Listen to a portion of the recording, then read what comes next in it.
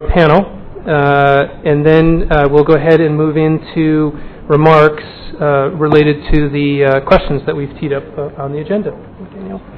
So first we have NLN Reddy, Executive Director of MARI. Hello, thank you. Danielle Morley, the Executive Secretary for the Freshwater Action Network. Hi, Danielle.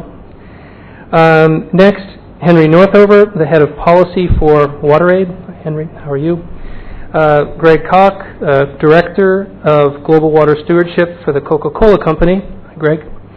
And finally, we've had a change on the agenda, and we have Dr. Kulwant Singh. He's the Regional Advisor, United Nations Human Settlements Program. So welcome to all of you. So one of the things that I wanted to do was to just read out two questions that have come in that are related to WASH.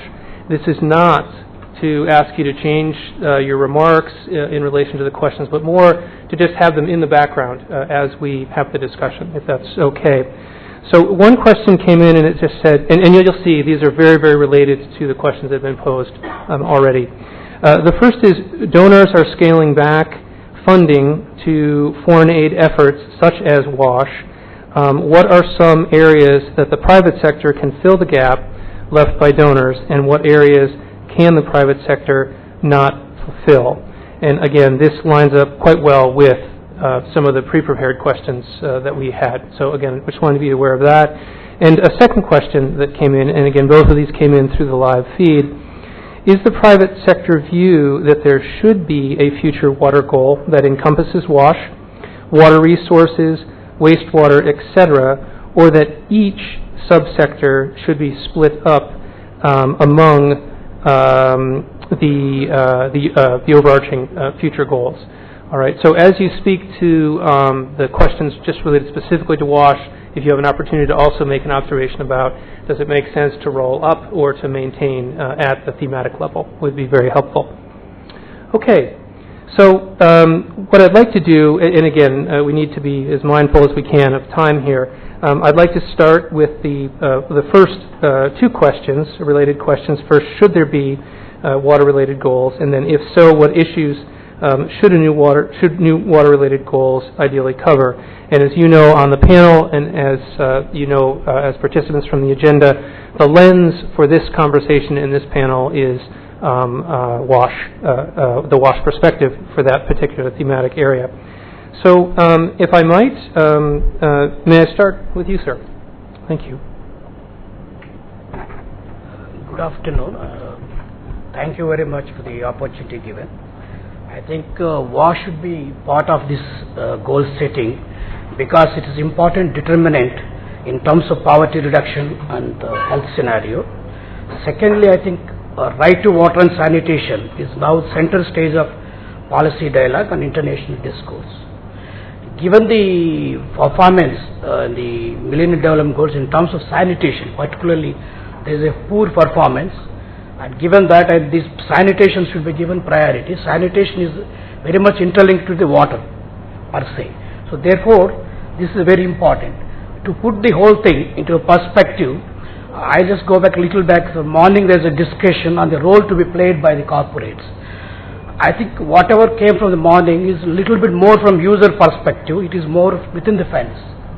But what we need to look is going beyond that thing and look at as a co-facilitator, because the corporate sector has resources, strengths and capacities to really facilitate some of the gaps within the system and the community level. And second thing is it also have a responsibility to really influence the society, and as a corporate social agenda it needs to really work in the spaces and cracks created by the government system. The government delivery mechanisms are poor and they are not able to influence the process in such that equity and influence reaching the poor, people who are living in distant locations, excluded communities and all that.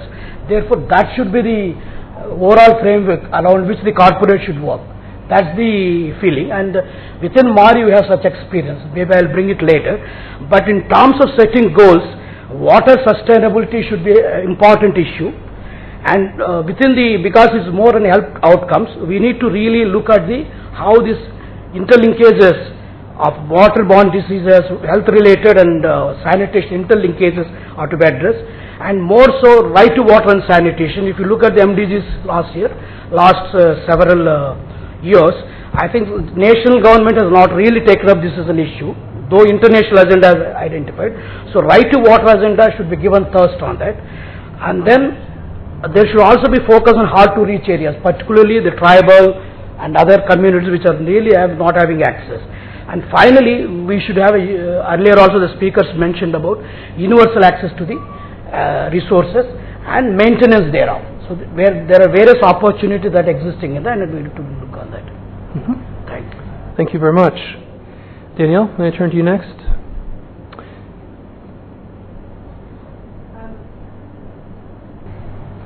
Thank you. I'd like to just maybe take a little bit of a step back and think about access to water and sanitation and the so-called bottom billion. And in the case of sanitation, it's 2.6 billion. Why don't they have access to services? And we have a serious governance problem and a deep lack of accountability towards the world's poorest people who are denied access. To bridge this accountability gap requires a concerted effort, and will a new global framework make the difference that we seek? So we had the Millennium Development Goal framework, and it proved an effective focus for action, but it also was limited in scope in that it didn't address the structural causes of poverty and reduce the process to a series of goals and average attainment rates, and sort of became the dominant paradigm, and thereby ditched the notion that development is the process of the right to development. And partially we can trace this back to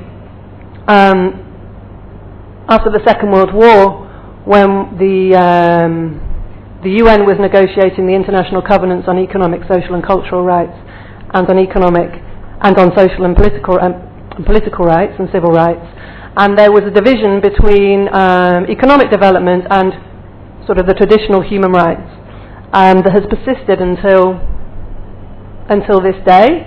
Things are slowly changing now, and in 2010 we had, for example, recognition by the UN and by the governments of the world that there is a right to water and sanitation that's derived from the right to an adequate standard of living, and could post-2015 be a moment to push the dial further in terms of realigning the global development framework on a rights-based agenda? And from the perspective of civil society, who I work with, the Freshwater Action Network, and we've been part of a global coalition called Beyond 2015, which has pulled together over 500 civil society organisations around the world who've just developed their position paper on the 2015 framework. That was top of the list in terms of that the post-2015 framework should be realign development around a rights-based agenda, and I can talk in more detail as to the rationale behind that. And in addition, should integrate, as we heard earlier, the three pillars of sustainability, and address production and consumption patterns.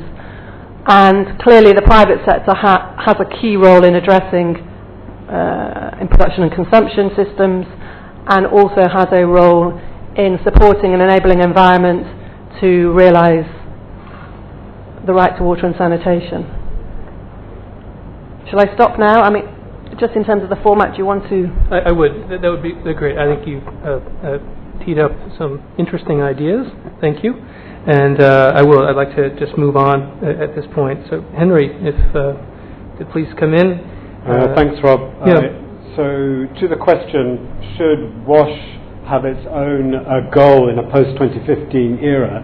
I would say emphatically yes, and I'd perhaps go further to say we should start to think about privileging access to sanitation and water.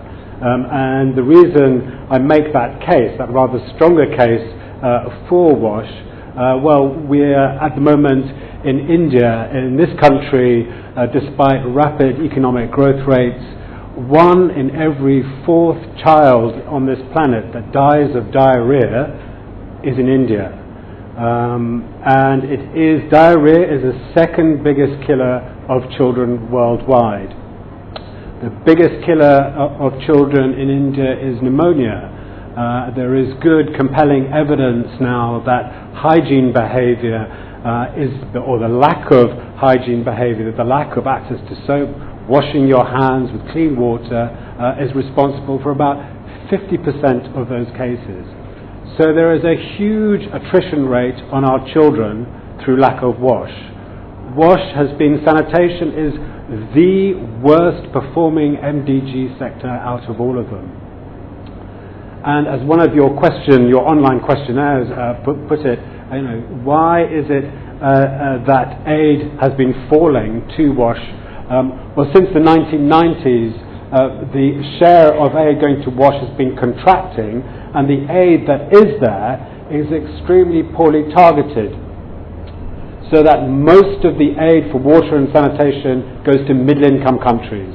If you are a Malaysian citizen without access to WASH, you will get about $200 worth of aid per year. Okay? If you're in West Africa, you will get less than $1. There is a huge mismatch between where the need is and where the aid is going. And this is where I think the private sector has a role. Yes, it can act as a source of finance, but by and large, the private sector, due to the fragility of circumstances in low-income countries, tends to be put off from investing in those areas. So how can the private sector work in order to make investable portfolios, investable propositions in low-income countries in fragile states? And my suggestion is that if the private sector starts to align and harmonize its work, as Aloka was talking about in the earlier session, behind government-led strategies, you are far more likely to build and develop an investable portfolio that is capable of ensuring that the poor are reached and you get returns.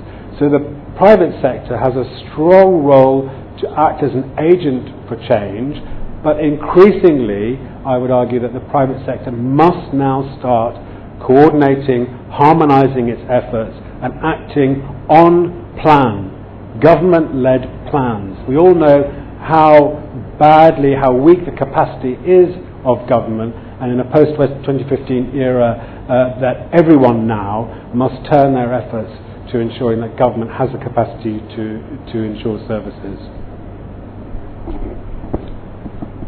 Henry, thank you. Greg, turning to you next.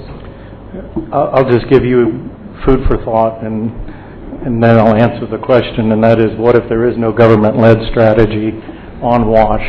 So how do you align behind that? Mm-hmm. If you read some of the recent research by Jamie Bartram, formerly of the World Health Organization, and now at the University of North Carolina, there may be as many as 4 billion people without access to safe, high-quality drinking water throughout the day from a sustainable source, and that is sustainably managed in terms of the intervention.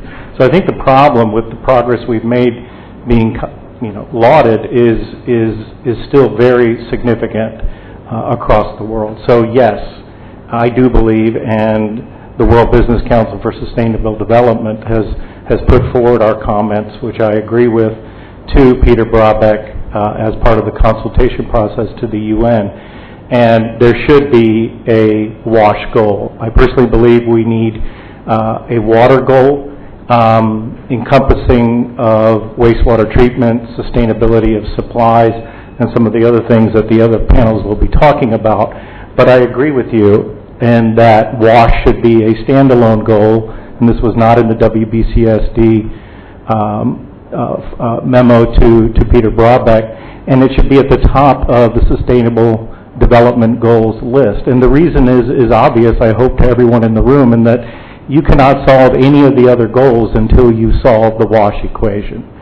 So I think we need one. I think it should be standalone. I agree with the gentleman from Nestle in terms of the timing, universal access by 2025, improved sanitation by 2020 basic sanitation by 2020 and improved sanitation by 2030. This is a solvable problem. This is not something we're waiting on a cure for, an answer for. There's always room for new technology and financing and delivery schemes, but it is something that we know how to do today, and we cannot solve any of the problems without doing it. I want to echo what you said about attainment rates. In addition to having an end date goal, whether it's 2020, 2030, whatever it may be, we need attainment rate and milestone goals along the way. We also need sub-goals on the safety of that supply. There's been a lot of boreholes that have been drilled, and then people claiming people have access to safe water. They may have access to water, but has anyone really assessed the safety of that water across water quality parameters? Has the sustainability of that water source been determined? I think that should be another part of that goal. It does no good to provide somebody access to safe drinking water if the sustainability, the viability of that source of water is inadequate. Of course, I think we can refine the distance that people have to travel, the length of the day, of the 24 hours that source is actually available to people, and of course the sustainability from a finance standpoint of the actual operation and maintenance of that scheme. And that applies to sanitation. I'd also like to say something that no one's really talked about. Yes, we talk about WASH, but everyone's ignoring the H. H stands for hygiene education. And I think though it's harder to measure progress against a goal like that, you can certainly put some metrics around that may be more qualitative, but there is a responsibility to get the hygiene education and awareness put out there. So I think that should also be part of a very clear, highest priority goal for sustainable development. And then just lastly, to echo Josephina, this isn't 2015, this is 2013, so we still have almost 3 years, and we should redouble our efforts so that the work after 2015 isn't as hard. Great, thank you. If I may, Dr. Kulwant, please.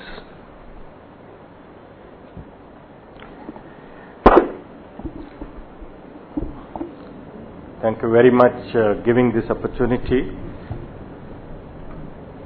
I would like to, I think, give a little backdrop to the whole thing. When the Millennium Development Goals were adopted in 2000, the world had 6 billion people. As we talk in 2013, 1 billion is added. We are 7 billion, going to be 7 billion during this year on one of the days. At the same time, there is also that world became more than 50% urbanized in 2008. And it's urbanizing quite fast. By another 2030, will be 60% urban. In India, today we have about 380 million people living in towns and cities, and will be adding another 220 million. By 2030 will be 600 million. So this backdrop is very essential to answer some of the questions that you have really referred to, very particularly because if you are talking of urbanization going at this rate and at the way it is happening, you need, when the urbanization takes place, more people come in urban areas, or there are more people, you need, housing, you need water, you need sanitation, you need more energy, you need, I would say, more schools, you need more health facilities. And building all that, you have already discussed since morning, requires water. If you need more steel, you require more water. You need more cement, you require more water. So I'm only trying to say that the changing scenario that we have, as a matter of fact, we really have to keep in mind that, we have to really set the goals. And sustainability does require that. It's not just the Millennium Development Goals. when we started in 2000, we said 2.5 billion, 2.6 billion people do not have sanitation facilities. At the end of 2015 also we'll be having still 2.6, 2.5 billion people without sanitation facilities. Where are we heading for? Early last year, in March 2012 in Marseille, during the World Water Forum, the target that was really set was that of universal access to safe drinking water by 2025 and universal access to sanitation possibly by 2025, if not by 2030. That's a kind of goal that, as a matter of fact, has really been set in. And the responsibility for this, in fact, is not with the government alone. Water is a responsibility for all, where, as a matter of fact, corporate sector, very particularly, which has got resources, which have got the management capabilities, which have got, they are able to contribute in a very big way. I particularly would like to mention that, the example that we really find in the world over, one of the best example available is that of Singapore, no doubt, where we really talk of how they are actually ensuring that they have only 5% non-revenue water. In a country like ours, almost varying between 40 to 60% non-revenue water. A large part of it is because of the leakages, etc., etc. And that's where, as a matter of fact, we need several engineering solutions. There is a role, as a matter of fact, where, corporate sector can particularly play, not only for reducing, let us say, non-revenue water, making it more available, because more the population, particularly more population in urban areas, mean greater need for fresh drinking water. And we have to really find solutions how a finite source will continue serving the growing population on this earth. And that's the real good challenge where perhaps I think we really need to find solutions. We have been, I'll just take one more minute and say, we have been working as UN Habitat, partnering, two of my partners are right on this table, WaterAid, working, in areas like sanitation and showing some of the best examples. We have also been partnering with the private sector, Coca-Cola, BASF from Germany, Osmine from Australia in certain parts, and perhaps I think what we have really found that we can really find answers by creating a synergy so that we are able to carry forward the agenda, because actually as you will really feel how the corporate sector, for example, is not sometimes now limiting itself to the limited goals of their supply chains. But an organization like, for example, Coca-Cola has made a global commitment for water neutrality. You put as much water in the ground as you take it out. And that's a goal that we have globally committed. That's one part. At the same time, we have a challenge, let's say in India, where we are working with them in schools to ensure safe drinking water in schools, sanitation facilities separately for boys and girls. That's where perhaps I think we are working in partnership with Coca-Cola, NDTV, and several others. There are almost like now 100 partners, private, working together. And that's where perhaps I think we are aiming at certain kind of goals that we have to really, establish and move on. And lastly, in this context, our growth pattern in India has been such that in the formal sector it has really not been creating job opportunities. What we have been having is we are using water for growth, but we really need to use water for inclusive growth. I'll argue it for that. And inclusive growth will also mean creating a lot of growth opportunities. I would my friend Greg has not really mentioned, but I will mention that Coca-Cola has, for example, come up with a program of creating what they say 5 by 20, 5 million jobs globally by 2020, particularly for women. And that's where perhaps I think we are also partnering on that and improving the supply chain, and by so doing creating a greater degree of, I would say, efficiency in the entire system. That's what it is. We'll carry on. Good. Well, thank you very much.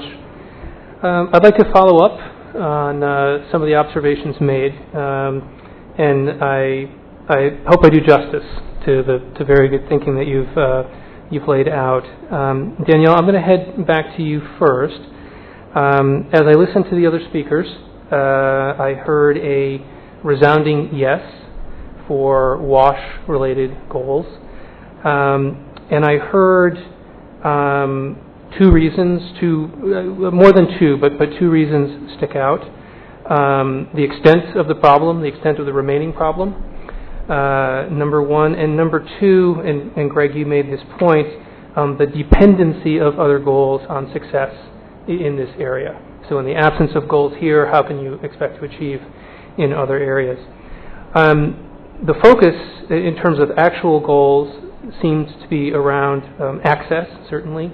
It seems like all of you mentioned access, and waterborne disease. At least two of you explicitly mentioned waterborne related disease. So Danielle, I wanted to turn to you. You went a little more high level and spoke to this notion of a rights-based framework as a way to sort of reset the sense of development goals. And I'm just wondering how those other observations that focused in the WASH area, how compatible or not you see them with the rights-based framework that you were advocating. Okay? Great. Well, luckily, I think they are entirely compatible. That's a good start, by the way. So, I mean, we can define access to WASH on the basis of the standards that have been set, for example, by the UN resolution on access to water and sanitation. So within that, there's interpretations and definitions which cover accessibility, affordability, the adequateness, the safety of water, etc. So that's all encapsulated within an internationally agreed standard that would then be, if we went for a rights-based framework, we would have universal access to water and sanitation by 2025, 2030, and then states would then interpret the right to water and sanitation at a national level. So then they would develop their own national set of indicators. But what's really important is that they commit to developing a national plan of action for progressive realisation of the right to water and sanitation. Mm-hmm. But none of that can really take place. It all sounds, very, very nice and theoretical. And there's quite a few skeptics as to how a rights-based approach will make the fundamental shift and the difference that we need to see. And it really does need to run in parallel with a process of developing the strengthening engagement between the state and the citizen, and supporting civil society to work with local communities to ensure that the accountability and the redress mechanisms that are accessible by the poor people who currently don't have access.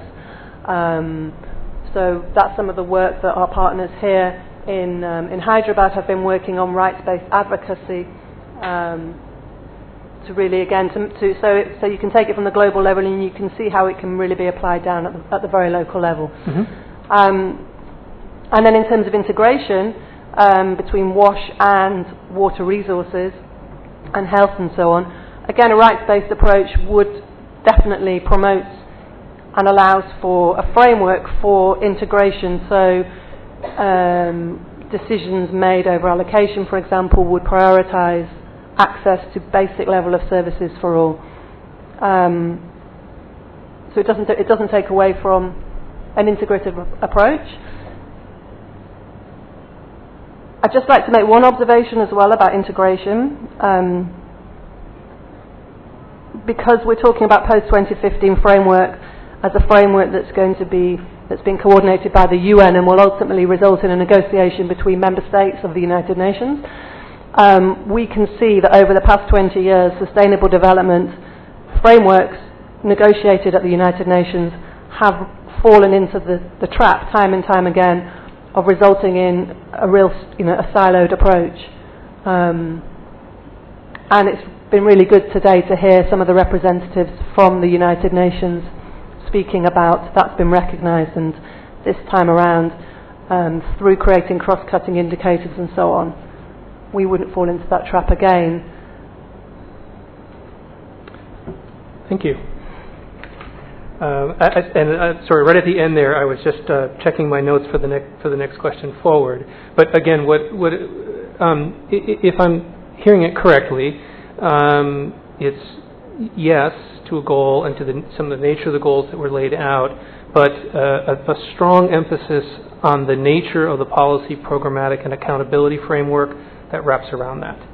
And that's built in your mind, again, driven through a rights-based lens. Yes, because a rights-based approach would force us to look at why is it that the people that don't have access, why don't they have access? And oftentimes we can see it's around discrimination and stigmatization, for example, of marginalized communities. Okay. So taking that rights-based approach can help bridge that also. I don't know if you want to add to that. I'm going to jump to another question, if that's okay. I'm going to jump, we have just a few minutes. I'd like to jump, if that's all right. Thank you. And if we want to put a few minutes at the end, I'll roll back, okay? But not quite yet. So I did want to pick up on the other thread that was introduced in your opening remarks, and that is, and is part of the questions here, is the relationship of the private sector to these goals. And I wanted to loop back to an observation that Philip made around the notion of a core business link to the Sustainable Development Goals, so that concept of a core business link. And I wanted to look to tie that to a couple of the observations. And Ellen, you talked about the concept of the private sector as facilitators, number one, and number two, as the ability to influence society, as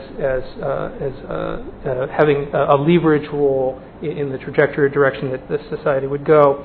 And Henry, you talked about this notion of portfolios of investment in low-income areas, if I got that right. And all three of those seem to be, or would very much relate to the concept that Philip laid out of being embedded in core business strategy.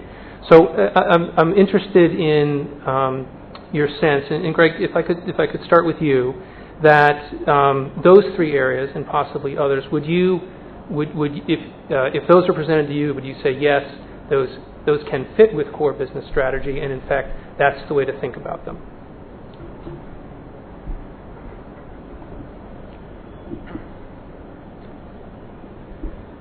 Well, certainly for us, and I think it should be for all business.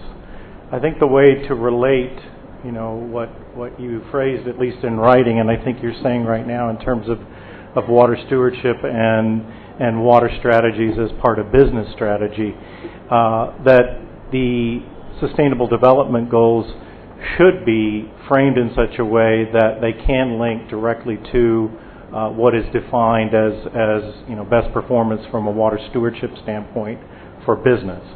So we have already, as business, leveraged the fact that there were or are Millennium Development Goals as part of the business case, if you will, the justification, the internal motivation for contributing to WASH and some of the other Sustainable Development Goals. So I think the answer to your question is one where you should be requiring of business, government should, and business should act in the absence of government requirements in the same way that we're asking nation states to act, just as we do through the Millennium Development Goals, but we could do so much better in these post-2015 Sustainable Development Goals. And so you heard Philip talk about it, and that is, WASH starts with your employee base. You want to have universal access in your place of business. You want to make sure all your wastewater is treated before it's discharged back into the environment at defined levels. You want to make sure the source of water that you are sharing with others is sustainable. So those are business fundamentals, and I think if they are formed or they form the core of the Sustainable Development Goals post-2015, then you have everybody working in concert with government requiring wastewater treatment, businesses treating their wastewater, governments fulfilling the access to water and sanitation, not just protecting the right as the Ruggie framework, I think, falls short in that regard in saying it's the role of government to protect, business to respect, and both to work together on remedy. Well, that's well and good, but who's out there fulfilling it? So business can start with their own operations and extend that into their supply chain while the government works across society to do that. So you could keep going with the parallels, but I think we should be requiring of business what we require and expect of nation states. Great, Greg, thank you. Henry, I wanted to just do a follow-up question with you after you made your observations. Greg, at the front of his observations, posed a quick question back that said, but what if government isn't there? What are your thoughts on that? What if government isn't there? That's true. Too often there is a sector strategy and it will be sitting on a shelf in a ministry somewhere and it won't be operationalized. And we're in sometimes something of a vicious circle where many people are not coordinating, many agencies are not aligning behind a national-led plan, and that, in a sense, means that the plan is increasingly ignored and so on. But I just wanted also to take up one other thing Greg was saying, that I think I get a sense, and it may be an exaggeration, but I get a sense that there is an increasing interest in many big private sector corporations wanting to engage in a progressive public policy agenda in the sense that they are now very much engaged. For instance, we see Paul Pullman on the high-level panel, and it would be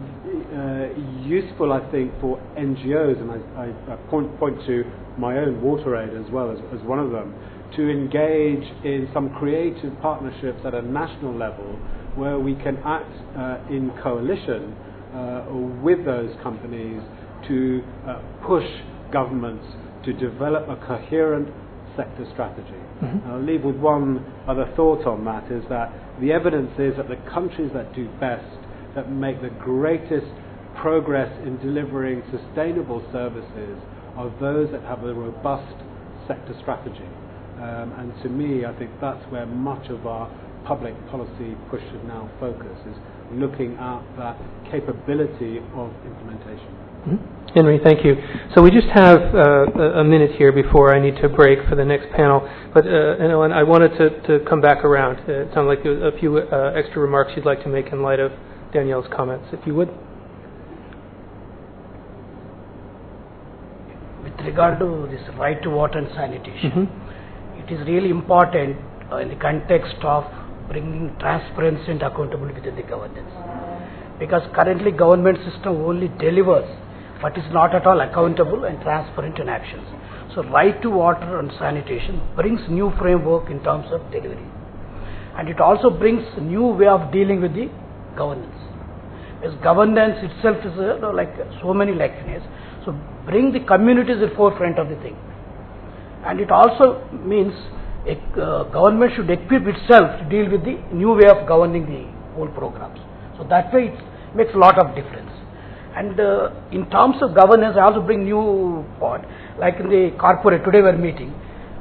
Civil society also has a responsibility because we are all not playing the role due in the governance. Mm-hmm. And corporate should also. There is a called continuum. If you look at the community enterprise building, governance, innovate service delivery, these are alternative things because government has its own way of delivery and we need to find new ways of delivering things and provide options to the community in this continuum.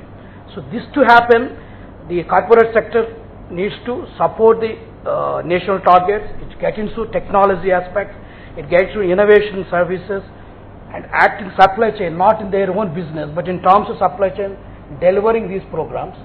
And it also look like invest in incubating ideas, because that itself will translate into their own business subsequently. Initially, 5-6 years, there may be social interventions, but subsequently they also have potential to. We have examples. For example, in Morley, where I am working, we have 3 examples. With the FANSA support, we did the governance intervention. Now we are trying to build it as an enterprise model. There, I think 100 million worth of resources for water and sanitation has been mobilized from this program in just 60-70 villages. Just a small intervention in governance using RTI, right information and petitioning as the tools. Similarly, we are working with the WWF and M&S in terms of efficiency in water use in cotton. So this also working is multi-stakeholder engagement, where corporate, civil society, and then the international actor coming together finding solution. And similar lines we are working with the SWL and then PepsiCo and safe water issues.